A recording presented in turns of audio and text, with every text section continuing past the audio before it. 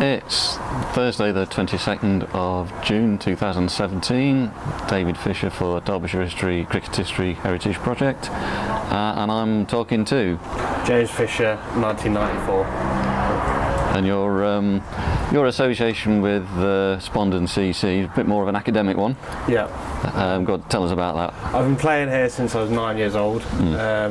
Started at the old club in quick cricket and then moved all the way up through the age groups and played on Saturdays for the men's team since about the age of 14, 15, and then became regular the older I got, really. Right, okay, so you've got a bit of a background at the club anyway. Yeah.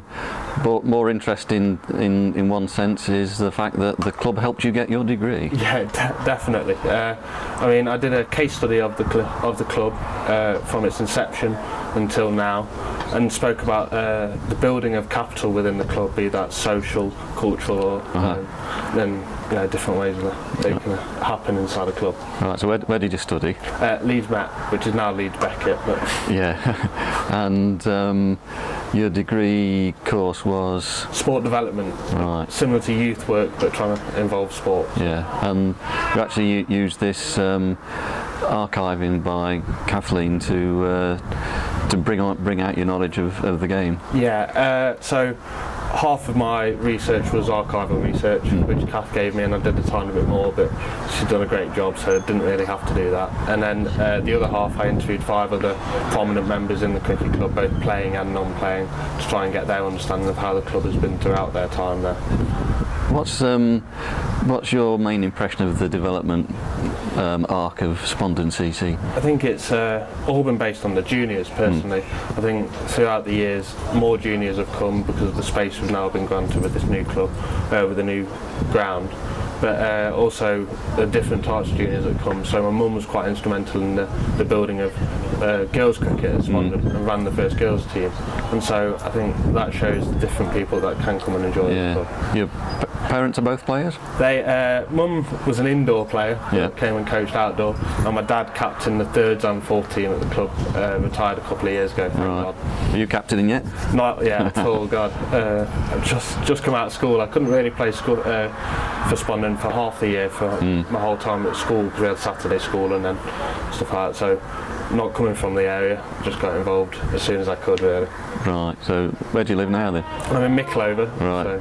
They've got a decent club of their own, haven't they? Yeah. Never got on with Mickleover personally. So just it's quite a weird way that you find these clubs that you get on with and clubs you don't. Yeah. So you come over. It's not that far away, and from the other things other people are saying, it's got a good, lively social scene as well. That's I mean, I've come close to giving up cricket a few times, to be honest here, but it's the social side that's kept me here, and not only the 44 senior players, but the juniors that I might come and coach on a Wednesday night, and So you're involved in the coaching as well? I do occasionally. I did a bit last year, but this year, just moving back from Leeds, I haven't really had time to come down and help out yet. I wouldn't call myself a great coach. I'll come and lend a hand if needed. Well, you can help them with the fielding and that, can't you? And help them cheer them up. Yeah, because they're going to be, by the sound, they're the lifeblood of the club, isn't it? Because you said you started as a junior. That's what happens. I mean, a few people drop off cricket, as happens because of how much time you have to give to it. But most of the senior sides are made up from people who have started in the juniors, especially the first team. There's still players there who've been playing together since they were 10 years old. Yeah, so all a bunch of mates enjoying the same recreation. And it also, the bringing in of players is brilliant because it can bring in a different dynamic and help to mould the club and better the club, really. Yeah, you get a few more sort of renewal of ideas. It stops it from getting stale, I think, bringing in new people, especially not just players but members. People come from the local community or from around the area, and they can bring in new ideas, like you say, and how to improve the club, and I think they're all welcome at that point.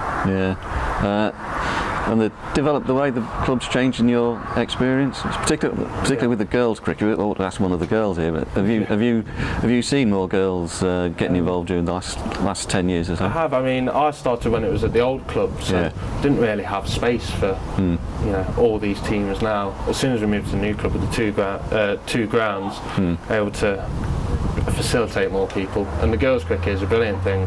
I think they still have a team running, and we have some girls who represent the county from Spondon, so it's something that the club's really proud of, from what I can tell. Anyway. Yeah, that. By the sound of it, that's part of the club's normal dynamic of getting everyone involved and developing as well they can. Yeah. Well, it can be.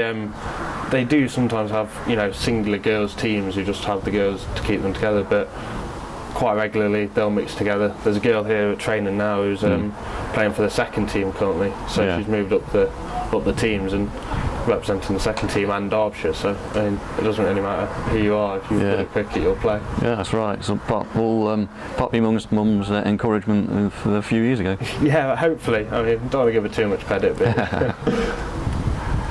Right then. Well, nice to hear that sort of younger element having his say, and we'll maybe catch you again in 40 years' time and see what you say. Hopefully. Then. Right. Thanks very much.